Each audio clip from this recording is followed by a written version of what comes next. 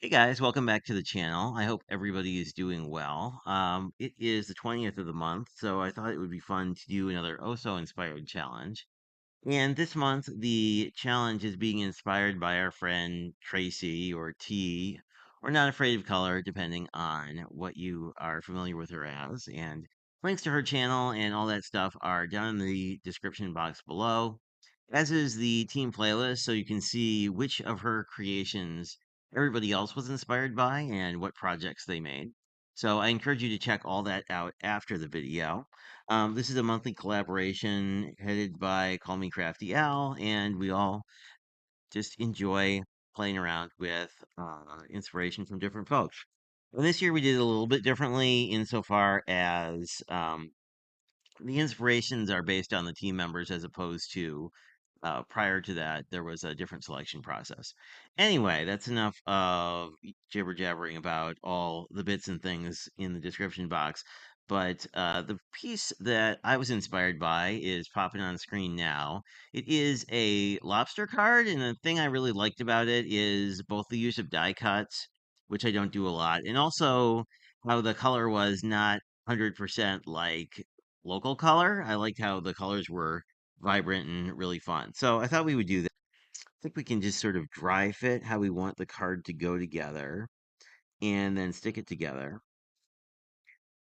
I've been wanting to use this die for a long time. Whoop, ignore my eye dies. We will deal with them later. But it's got some really nice embossing marks in it, so that when we lay this out, I think it'll look pretty cool. I also cut an extra seaweed piece, but I kind of like just sort of the yellow and the purple of well, I guess they are seaweeds. This is a seaweed as well. But I think naturally it's not generally orange. But I want to kind of keep our scene to the bottom so that we could put our little high word, and I did die cut out a few of these. We'll see how many we'd like. I don't know if we need more than one. And like you could either dot the I. This does have a dot with it, but I don't know. I always like using a gem for a little extra fun. So I'm thinking we're gonna do kind of like that, and then probably cut the side here a little, cut this off on the side. So let's get ourselves started with that. I did miss last month's hop, which I encourage you to look at if you didn't see it. It was really quite vibrant with all the colors and everything, and I enjoyed it quite a lot. And this is really a pretty easy card to put together. I mean, I think that's the nice thing about using die cuts is that all the work is kind of up front, and then you just kind of have the fun of putting it together. I'm going to leave the stem bit off here a little bit just so I can trim that off, and then we won't have a white part there. And I don't really mind the white edges on some of these die cuts, but if you do, there are solutions to that, of course. I think I'm going to keep our little rock formation kind of in the center and then just cover up the side a little bit. I did use a little bit of Copics, both on the high and also on the, I don't know if it's seaweed or coral or whatever this little bit is, sea creature of some sort, which is kind of a neat trick to give it a little bit extra dimension. So I think this is good. We're getting a nice look here. I'm just going to get my last piece of seaweed down, and then we can sort of decide what we want to do with our high. I'm going to do the same thing. I'm just going to cover the bottom off a little bit, just so that when I go to trim this, we will not have to worry about that. So let's trim this down and put it on a card base and get sort of a lay of the land here quick. I always tend to trim these upside down, but I think I will trim the this side off. So I'm just gonna level the side with the edge of my trimmer, cut off the extra little yellow bit, orange bit. You can actually leave these too if you want sort of the visual look of like your scene kind of escaping outside of your card, which I sometimes like, but I think we'll keep it neat and clean for this one. Apologies if you are a person who does not like the guillotine trimmer. But this is sort of the card we're working with, and I'm liking it quite a bit. I thought we'd put this on white just because there's such a lot of color here.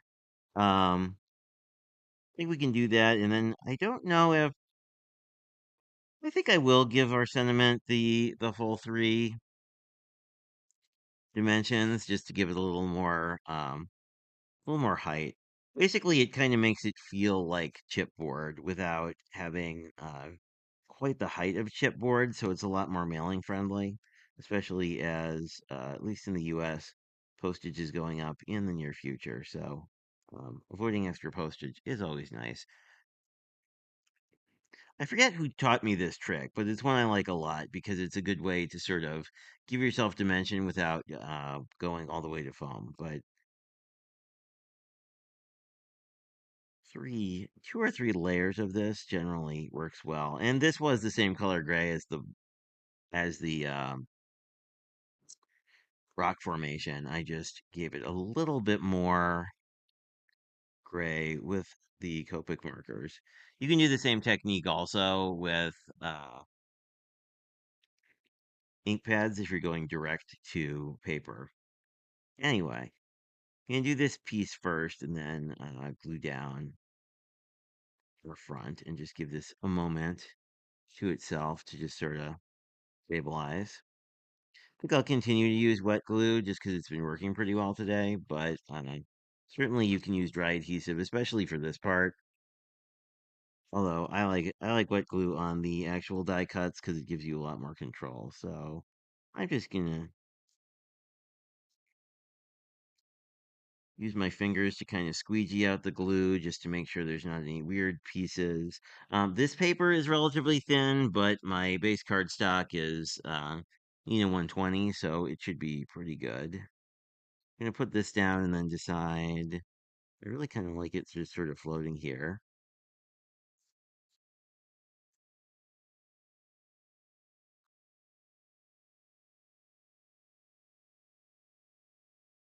And we could go with a purple eye. Oh, I kind of like that. Let's do the purple eye because it would match with our it's not seaweed. I'm not sure what that is. It's a sea plant of some sort, but I like it when you can pull some more of the color around. But in any event, that is our Oso inspired card, inspired by T's lobster card. If you would like to see more inspiration on T's work, definitely check out both her channel, her Instagram, and everybody else's playlist. All that stuff's in the description, as well as a link to the post that I picked. So if you want to see the initial inspiration in more detail, feel free to do so. Thanks for checking this out, and I hope you have a fantastic day.